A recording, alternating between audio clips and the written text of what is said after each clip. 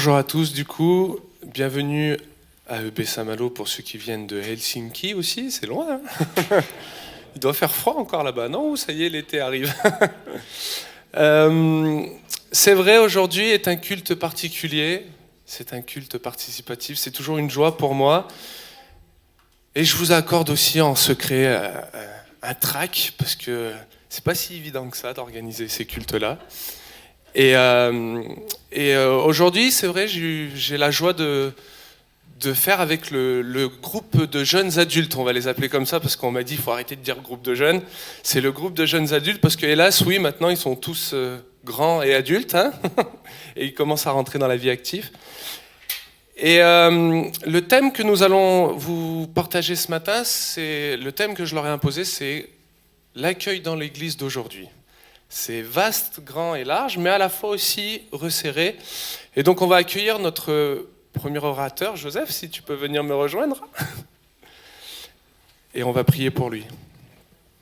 Et pour les autres aussi.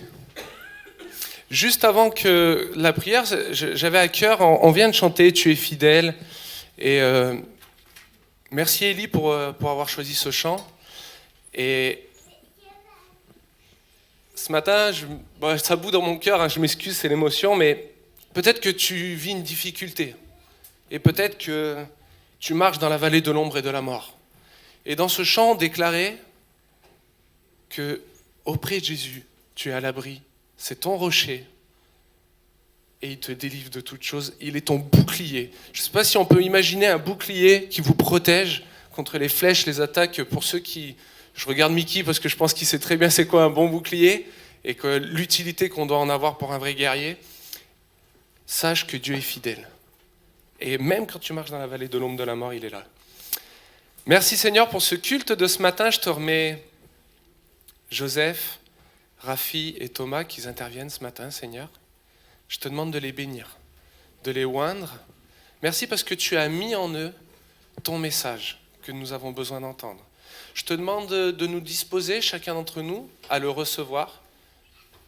Oui, Seigneur, peut-être que ça va nous gratter, peut-être que ça va nous piquer, peut-être que ça va nous chambouler, nous bousculer, Seigneur. Mais nous voulons croire que c'est toi qui nous bouscules ce matin. Alors, fais tomber nos mentalités, nos ornières, nos traditions, Seigneur. Et je te demande simplement de nous ouvrir ce matin notre cœur pour pouvoir recevoir ce que toi, tu as voulu que nous recevons ce matin. En ton nom précieux, Jésus. Amen. Impeccable. Alors bonjour. Alors d'abord, l'accueil dans l'église, au début c'est fait par Jésus du coup. Il nous dit de rejoindre son église et qu'on est une famille, qu'on est un et qu'il nous invite à y participer. Dans 1 Corinthiens verset 13, nous avons tous été baptisés dans un seul esprit pour former un seul corps et nous avons tous bu à un seul esprit. Alors il faut quand on accueille quelqu'un, il faut lui inviter dans notre famille en gros. Et il faut l'aider quand il a besoin d'aide. Moi quand je suis revenu à l'église l'été dernier, après assez longtemps d'être pas venu, et j'avais fait des choses pas très bien, quoi. Et j'ai vécu des difficultés. Et vous m'avez tous aidé, même si vous n'avez rien fait de spécial. Juste vos prières ou votre présence à l'église, votre foi, elle a aidé pour me motiver à venir tous les dimanches. Et j'essaye pas de rater un culte depuis. Je me suis retrouvé inscrit au camp au CDG aussi, fin août. Et je me demandais comment on allait payer la place. Et on a eu des contributions d'une famille dans l'église et le reste a été payé par l'église. Et j'étais vraiment... j'étais remercié, je sais pas le mot... honoré que vous me payiez la place, quoi, parce que c'était assez cher, enfin pour moi en tout cas. Et puis voilà, vous me connaissez à peine, j'ai fait plein de trucs mauvais et vous m'avez pas jugé pour tout ce que j'ai fait. Vous m'avez donné dans ce que j'avais besoin. Dans Matthieu 25, 35 à 40. En effet, j'ai eu faim et vous m'avez donné à manger. J'ai eu soif et vous m'avez donné à boire. Et j'étais étranger et vous m'avez accueilli. J'étais nu et vous m'avez habillé. J'étais malade et vous m'avez rendu visite. J'étais en prison et vous êtes venus vers moi.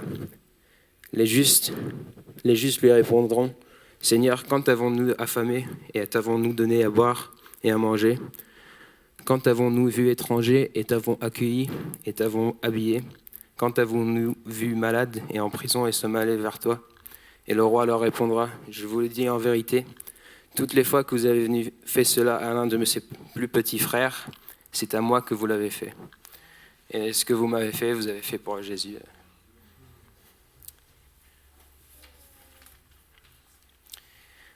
C'était la même chose aussi au CDJ quand je suis arrivé là-bas. Dès que je suis arrivé, j'avais l'impression que je connaissais déjà tout le monde et ils étaient tous gentils vers moi. Ils m'ont invité, je suis arrivé, ils m'ont dit bonjour avec un sourire et ils m'ont invité à jouer au foot et au basket avec eux. Et moi, je me demandais pourquoi ils sont comme ça vers moi, pourquoi ils sont si gentils. Je ressemble un peu à si quelqu'un me croise dans la rue, il me regarde un peu bizarrement des fois. Et eux, pas du tout. Ils m'ont accueilli sans jugement. Et c'est la même chose ici. Alors merci beaucoup. Et si quelqu'un vient dans l'église qui est pas chrétien ou qui ressemble un peu bizarre, il faut pas le cueillir avec un jugement, un mauvais jugement, parce qu'on va lui donner une mauvaise impression de l'église et de qui est Jésus du coup. Et si on lui donne la bonne impression, il va avoir la bonne impression de Jésus. Je retrouve mes mots. Autre chose qui peut aider pour accueillir quelqu'un si on ne connaît pas, si il est un peu, il faut penser à comment Jésus le fera, comment Jésus accueillera cette personne. Parce que toutes les personnes que Jésus rencontre sur son chemin, qui veulent être guéris ou qui ont besoin de lui, il les accueille les bras ouverts, heureux de les voir, et c'est comme ça que ça devrait se passer dans nos églises. Il faut faire comme Jésus le fera, quoi. Voilà. Attends, Joseph, bouge pas. Je me permets, il n'est pas au courant de ce que je vais faire là, je me permets. Vous regardez Joseph, et je vais me prendre un exemple moi, c'est vrai que je suis plutôt chemise, pantalon de costard, et puis toi tu es plutôt bien détente, et puis et encore aujourd'hui il a fait l'effort, il a attaché ses cheveux, moi je le félicite. Il a la belle tignasse. Et c'est vrai que, on pourrait dire Sam c'est facile, c'est bien, il est bien droit, bien propre, bien ci, bien ça, lui il est un peu détendu, puis c'est un peu un wesh-wesh, qu'est-ce qu'on va faire de lui? Et je ne sais pas si ça vous est déjà arrivé, mais moi ça m'est déjà arrivé de voir des personnes rentrer dans l'église et de me dire « Ah ouais, là ça va être tendu ». Peut-être pas vous, mais moi je le reconnais. Et vous voyez, ce qui me touche chez Joseph, dans son témoignage de ce matin, quand moi je l'ai lu en tout cas, ce qui m'a bouleversé, c'est que je me suis dit, Joseph, il n'a même pas parlé de regard. Il m'a dit, ce qui m'a touché, c'est l'attitude qu'on a eue envers moi. C'est ce fameux moment où quelqu'un a fait le pas et il lui a dit, et vous voyez là on parle de l'argent. Moi, combien de fois je me suis dit, il fait pas pauvre, je vais pas lui donner 5 euros, le Seigneur me convainc. Va lui donner 5 euros, il en a besoin. Je vais pas lui donner 5 euros, il est pas pauvre.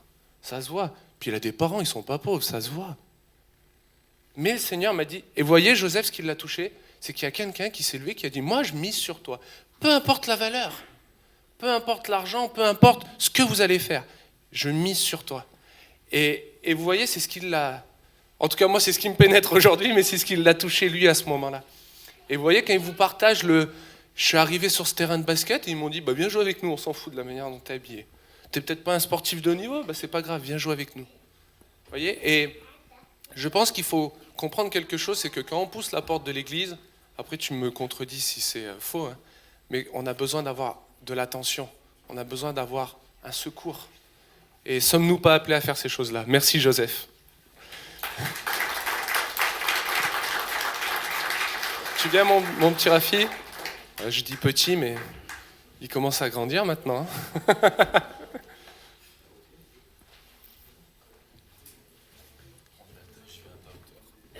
Ouais. Alors bonjour. On va mettre la machine en route. Parle bien dans le micro, Rafi. Ouais.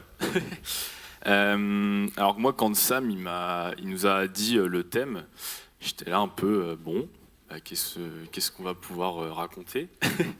Et je me suis je me suis dit que l'accueil des personnes non chrétiennes ou non croyantes ou qui ne sont jamais venues dans l'église pouvait être un sujet important et où on voit ça assez souvent. Du coup, j'ai mis tout ça un peu sur papier. Donc j'ai mis, lorsque nous discutons pour la première fois avec des non-croyants qui viennent à l'église, que ce soit à propos de convictions, de problèmes éthiques ou de société, en tant que chrétien, je pense qu'on a souvent tendance à citer directement la Bible dit que. Et ça, c'est quelque chose qui, pour nous, est tout à fait normal, mais pour une personne de l'extérieur, pas forcément, quoi. Du coup, cela, pour cette personne, peut donner un sentiment que la Bible est un recueil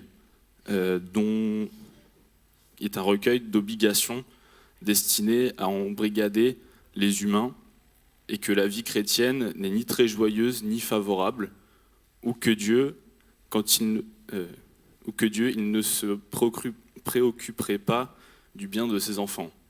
Donc, je pense que on n'a pas les mêmes regards et ça peut très vite impacter, même une toute petite chose peut prendre des proportions énormes si une personne n'a pas la même vision que nous, quoi.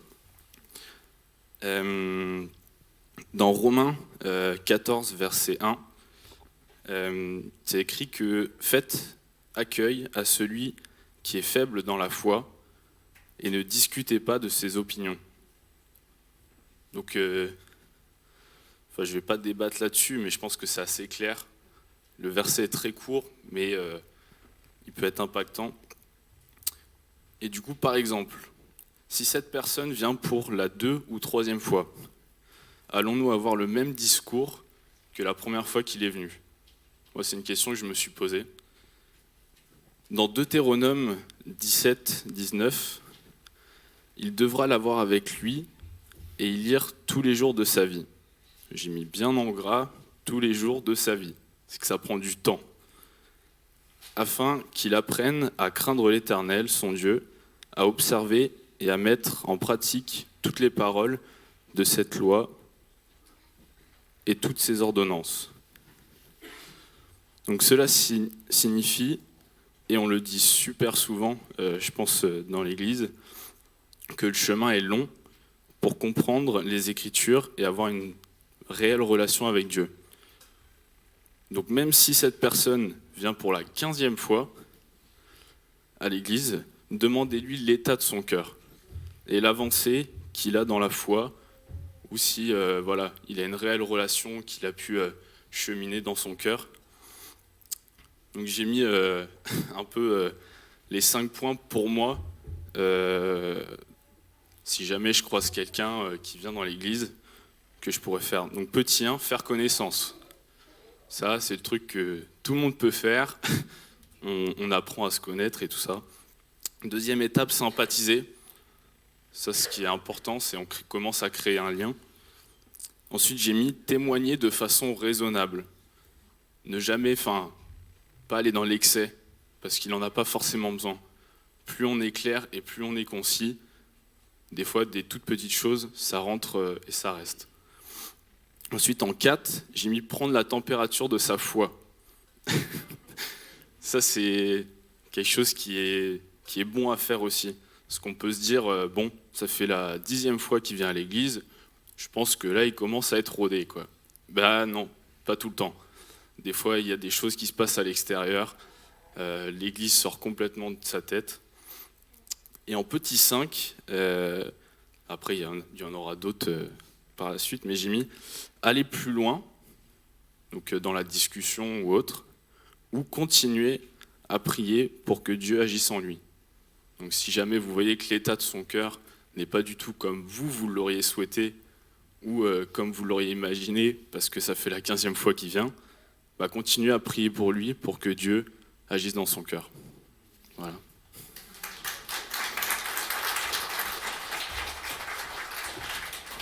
Merci Rafi. On avait le droit aux petites étapes. Pour le prochain, je voudrais juste, si c'est possible, qu'on éteigne les lumières. Alors en fait, Thomas, c'est particulier, il voulait être là de tout son cœur. Il s'est même engagé à me dire oui, je serai là. Et le problème, c'est qu'il travaille le dimanche, notre Thomas, et il a découvert qu'il travaillait ce fameux dimanche-là, donc il m'a envoyé une petite vidéo. Et parce qu'il ne s'est pas débiné, il m'a dit Sam, je veux le faire quoi qu'il arrive. Et donc il m'a envoyé ces petites vidéos. On va regarder sa vidéo. Bonjour à toutes, bonjour à tous. J'espère que le culte participatif se passe bien. Aujourd'hui, on m'a demandé de vous parler un petit peu d'un thème qui est comment accueillir dans l'église aujourd'hui. Donc, en recevant ce thème, la première chose à laquelle j'ai pensé, c'est les personnes qui nous accueillent le dimanche matin, ceux qui nous mettent un petit coup de gel, on dit bonjour et puis on va s'asseoir. Et en fait, en réfléchissant, je me suis rendu compte que l'accueil dans l'église, c'est bien plus que ça. L'accueil dans l'église, je pense que c'est toute l'attitude qu'on a envers les autres, nos frères et sœurs, les invités au culte, les nouveaux, les visiteurs. Je pense que c'est tout ce qui est mis en place en fait pendant le culte. C'est un tout en fait, c'est l'ensemble des expériences qu'on vit le dimanche matin à l'église. Donc on pourrait très bien se demander pourquoi est-ce qu'on devrait accueillir de la bonne manière, pourquoi devrait-on faire l'effort d'accueillir l'autre, pourquoi ne pas juste rester entre nous en petit comité, faire ça bien le dimanche matin et louer Dieu de notre côté. Déjà, on peut prendre exemple sur Jésus. Si on prend le chapitre de Luc, ce chapitre il est rempli de moments où Jésus accueille l'autre, va vers l'autre, ne se détourne pas de l'autre. Par exemple, dans Luc 5, on voit que Jésus s'approche d'un lépreux et le guérit, alors que la plupart des personnes évitent les lépreux à ce moment. Lui, il l'accueille, il ne se détourne pas de lui, il lui montre de la compassion et il le guérit. Jésus ne se détourne pas non plus d'un esclave à Capernaum en le guérissant, dans Luc 7. Et pareil pour une femme pécheresse, la femme qui lui verse le parfum quand il est à table à manger chez un pharisien. Toujours dans Luc, Jésus il se détourne pas d'une foule de 5000 hommes et femmes, mais il fait preuve de générosité, il les accueille avec le peu qu'il a, il multiplie quelques poissons, quelques bouts de pain pour nourrir la foule. Donc ça montre que quand on est généreux, avec le peu qu'on a, Dieu peut faire des choses merveilleuses. Donc ça peut être à notre échelle, ça peut être simplement une parole, un bonjour, mais ces choses, Dieu peut en faire des choses très importantes. Donc voilà, prenons exemple sur Jésus dans le chapitre de Luc. Il délaisse personne, du plus petit au plus grand, mais il accueille tout le monde, il ne se détourne de personne. Je pense aussi que ça fait plaisir à Dieu de nous voir accueillir avec des cœurs ouverts, avec bienveillance. Veillons à ce que personne dans l'église ne se sente ignoré ou délaissé ou pas important. Donc faisons attention aux nouveaux, aux invités, aux enfants aussi, aux enfants jeunes en bas âge, mais aussi aux plus âgés. Continuons à accueillir avec un grand cœur, avec joie. Et en préparant un peu ce petit temps-là, je demandais à Dieu qu'est-ce que tu voudrais que je dise, enfin, qu'est-ce que je peux dire pour ce thème, comment accueillir à l'église. Et ce que j'ai reçu, c'était simplement ayez des cœurs ouverts, ayez des cœurs bienveillants. Et faites preuve de générosité à l'église et dans vos attitudes envers les autres. Donc, quelles sont les différentes manières d'accueillir à l'église concrètement ? D'abord, il y a l'accueil en soi, celui dont je parlais tout à l'heure, le premier abord quand on arrive à l'église, quand on arrive au culte à Saint-Malo. On a déjà des personnes formidables qui le font déjà très bien. voilà, avec un petit mot bienvenue. Ça fait plaisir, ça fait beaucoup de bien d'entendre ce mot. Donc ça c'est le premier truc qu'on peut faire pour accueillir. On peut aussi être accueillant simplement en étant à l'écoute des besoins de l'autre, des autres membres de l'Église. On peut faire preuve de générosité, montrer le même accueil à chacun, peu importe qui il est, comme je disais tout à l'heure. Mais accueillons aussi avec une passion et une joie en Christ. Et j'ai trouvé un exemple de cela dans la Bible, dans 2 Corinthiens 8. Je vais vous lire le passage. 2 Corinthiens 8. Par ailleurs, frères et sœurs, nous vous faisons connaître la grâce que Dieu a accordée aux églises de la Macédoine, au milieu même de la grande épreuve de leur souffrance, leur joie débordante et leur pauvreté profonde les ont conduits à faire preuve d'une très grande générosité. Je l'atteste, ils ont donné volontairement, selon leurs moyens, et même au-delà de leurs moyens, et c'est avec beaucoup d'insistance qu'ils nous ont demandé la grâce de prendre part à ce service en faveur des saints. Ils ont fait plus que ce que nous espérions, car ils se sont d'abord donnés eux-mêmes au Seigneur, puis à nous, par la volonté de Dieu. Nous avons donc encouragé Tite à parachever, chez vous aussi, ce geste de générosité, comme il l'avait d'ailleurs commencé. De votre côté, vous avez tout en abondance. La foi, la parole, la connaissance, le zèle à tout point de vue, et l'amour pour nous. Faites en sorte que la même abondance se manifeste dans cet acte de grâce. Je ne dis pas cela pour donner un ordre, mais pour éprouver la sincérité de votre amour par l'exemple du zèle des autres. En effet, vous connaissez la grâce de notre Seigneur Jésus-Christ. Pour vous, il s'est fait pauvre alors qu'il était riche, afin que par sa pauvreté, vous soyez enrichis. Donc voilà ce qui ressort vraiment pour moi dans ce passage. C'est la flamme, la passion que l'Église en Macédoine elle a pour Christ. Donc accueillons les autres avec cette même passion, cette même joie et ce même zèle. Donc prions pour les personnes qui nous visitent, les nouveaux dans l'Église, les invités, nos frères et sœurs. Prions que chacun ne se sente délaissé, que chacun se sente à sa place.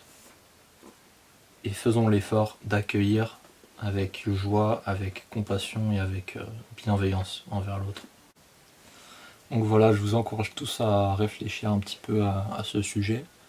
Vous posez la question peut-être, qu'est-ce que moi je pourrais faire personnellement pour mieux accueillir dans l'église? C'est un peu la question que je me suis posée cette semaine en préparant ce petit temps. Et la réponse que j'ai trouvée, c'est que moi personnellement, je pourrais plus aller vers l'autre peut-être, faire preuve de plus d'ouverture peut-être, plus aller prendre des nouvelles, aller voir comment chacun va, aller vers ceux que je connais pas. Donc voilà la réponse que j'ai trouvée pour moi. Donc je vais finir en priant. Seigneur, merci pour ce petit temps de partage. Je te demande de venir bénir les gens qui sont présents ce dimanche matin au culte participatif et à tous ceux qui nous suivent de loin aussi. Je te demande de remplir nos cœurs avec une bienveillance envers les autres membres du culte, même ceux qu'on ne connaît pas, ceux à qui on n'a peut-être jamais parlé. Je te demande peut-être de toucher certains cœurs ce matin, de leur mettre la pensée et l'idée, tiens, je vais peut-être aller parler à cette personne que je connais pas aujourd'hui, je vais aller prendre des nouvelles de cette personne à qui j'ai pas parlé depuis longtemps. Je te demande de remplir les cœurs présents au culte ce matin d'une bienveillance envers l'autre, envers chaque membre de l'Église. Et je te demande de peut-être donner des idées aux gens. Comment est-ce que moi je peux accueillir à l'Église, à mon échelle, à mon niveau. Voilà. Merci Seigneur. Amen. Je vous souhaite une bonne fin de culte à tous et à la prochaine. Merci Thomas.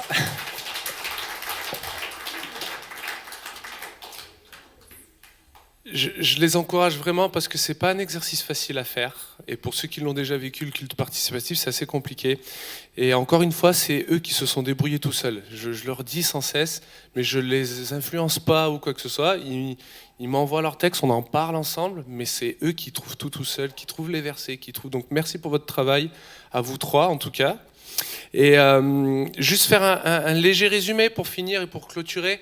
C'est vrai que le mot accueil n'est pas ultra tendance aujourd'hui. Et peut-être que c'est pas un sujet qu'on évoque souvent. Et pour autant, moi je sais que au conseil, c'est quelque chose qui leur tient énormément à cœur. Vous verrez pas un dimanche matin sans quelqu'un qui vous accueillera dans l'église. En tout cas, c'est la volonté du conseil de l'église, parce qu'on sait que et on croit que l'accueil est le début de la bénédiction du Seigneur. C'est la première étape. Et on sait que si on l'enlèverait, eh ben, imaginez-vous arriver dans une église où personne vient vous dire bonjour. Vous vous asseyez au fond de la salle. Et je sais, ouais, je vais prendre même l'exemple ce matin, je sais que ça arrive à Saint-Malo, étonnamment. Ça arrive à Saint-Malo. Il suffit qu'on arrive un peu en retard, hop, on s'assoit, personne vient nous parler, on repart un peu plus tôt, personne ne nous a parlé. Ça arrive à Saint-Malo. Et bien croyez-moi que ce n'est pas le désir de nos cœurs. Et on fait tout et on essaye de tout mettre en œuvre. Et merci à l'équipe d'accueil, hein, je veux vraiment les encourager, on peut les applaudir parce que merci pour ces hommes et ces femmes qui se lèvent plus tôt, qui viennent plus tôt à l'église pour pouvoir vous accueillir dans des bonnes conditions et qui immiscent ce petit truc, cette petite chose, ce petit mot. Moi, Thomas m'interpelle beaucoup en me disant bienvenue. Ça paraît tout bête. Mais un bienvenu, qu'est-ce que ça fait du bien de recevoir un bienvenu? On vous attend. Vous êtes là, vous arrivez, on vous attendait. Moi, je prends souvent, c'est vrai que des fois, Joël, c'est toi qui m'ouvres la porte, et c'est vrai de voir ton sourire éclater devant moi de bon matin. Waouh, ça donne la pêche. Merci, Joël. Je vous rappelle aussi qu'on a vu ce matin avec Joseph que l'Église, elle est pour tous, et dans n'importe quelle condition. Et j'aime me dire que, souvent on le dit, on vous appelle à être les miroirs du Seigneur.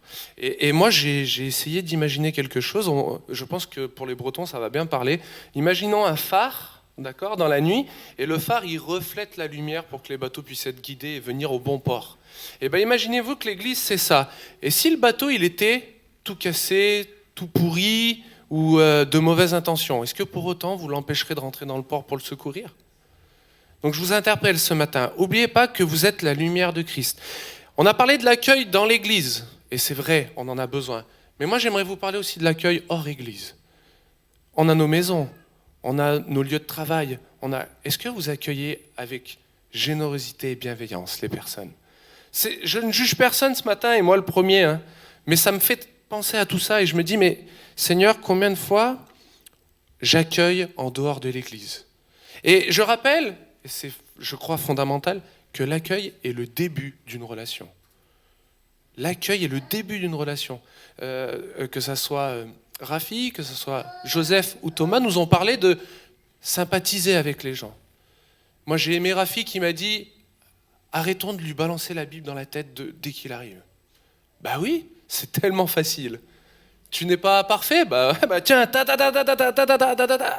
Bah tu sais, moi non plus, je ne suis pas parfait. Et comment aussi on accueille, Rafi, tu nous as bousculé sur comment on accueille les personnes qui sont déjà là à l'église depuis des années. Comment on accueille notre petite mamie ? Comment on accueille... Je prends l'exemple de ma fille de 4 ans. Comment on l'accueille ? Est-ce qu'on lui parle ? Pourtant, elle est là, on la voit courir tous les dimanches. Mais comment on nous accueille ? Alors, je vous bouscule ce matin et je vous percute, parce que c'est un sujet qui, je l'avoue, pour moi, ne payait pas de mine quand on me l'a dit. Quand je l'ai donné aux jeunes, j'étais pas ultra convaincu. Et je pensais pas qu'ils allaient m'amener à me retrancher dans des travers et à me dire, bah tu vois Sam, il y a ça, il y a ça, il y a ça. Mais ils l'ont fait indirectement. Hein. Et quand j'ai lu leur texte, je me suis dit, mais quel sujet vaste.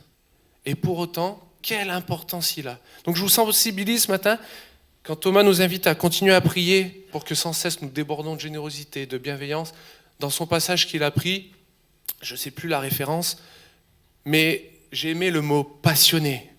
Soyons passionnés. Que ça soit de Christ, et c'est une bonne chose, mais ça soit de l'autre, son prochain. Soyons passionnés de lui. Découvrons-le Ne le jugeons pas. Dieu est juge. Dieu fera plier les cœurs. Dieu changera les vies. Mais nous, on ne va rien changer. Mais juste, par notre attitude, lui montrer que Dieu l'aime et qu'il a envie de le changer. Prions. Merci Seigneur pour ta grâce dans nos vies, ta présence. Merci ce matin parce que tu nous as encore une fois parlé, impacté, secoué Seigneur. En tout cas, moi, tu m'as beaucoup secoué. Je l'atteste. Et pardon Seigneur, je veux te demander pardon et publiquement Seigneur, pour toutes les fois où j'ai eu une mauvaise pensée. Toutes les fois où tu m'as interpellé, tu m'as dit va parler à lui, puis j'avais pas le temps, parce que j'avais tant de choses à faire. Et moi, le premier Seigneur, je sais que j'ai la technique des fois, la vidéo, les choses comme ça qui m'empêchent de pouvoir aller parler avec les personnes. Et Seigneur, tu me dis ce matin, toutes les fois que tu ne l'as pas fait, c'est à moi que tu ne l'as pas fait. Et moi, ça me bouscule Seigneur. Parce que, papa, oui, il y a plein de choses à faire dans l'église.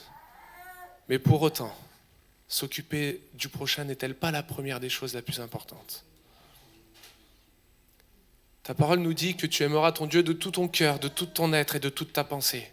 Et le second commandement qui lui est semblable, non pas deuxième, non pas premier, mais semblable. Tu aimeras ton prochain comme toi-même. Alors Seigneur, donne-nous un cœur pur, donne-nous un cœur sincère, donne-nous une envie, un zèle, une passion de vouloir aller parler aux gens, de ne pas les juger, de les accueillir les bras ouverts. Que ça soit un mot, une parole, un geste, un regard, une prière. Donne-nous ce zèle, Seigneur, et à moi le premier. Fais tomber nos carapaces, nos boucliers, nos fardeaux, nos raisonnements, Seigneur. Et à moi le premier, papa, je le redis, à moi le premier. Aide-moi à aller vers mon prochain. Aide-moi à l'accueillir dans l'église. Parce que je sais, Seigneur, que toi, un jour, tu m'as accueilli. Je sais, Seigneur, que quand moi, la première fois que je suis allé dans une assemblée, il y a quelqu'un qui m'a ouvert les bras et qui m'a dit « Bienvenue ». Sois loué, sois glorifié. Merci, Seigneur, parce que c'est toi qui changes les cœurs et c'est toi qui transformes les vies. Alors, je te remets les bien-aimés présents, que ce sujet puisse nous travailler cette semaine, que nous puissions le ruminer, le faire fructifier, Seigneur, et que la semaine prochaine, nous puissions prendre une bonne résolution pour toi, avec le zèle, la passion, pour toi, Seigneur. En ton nom précieux, Jésus. Amen.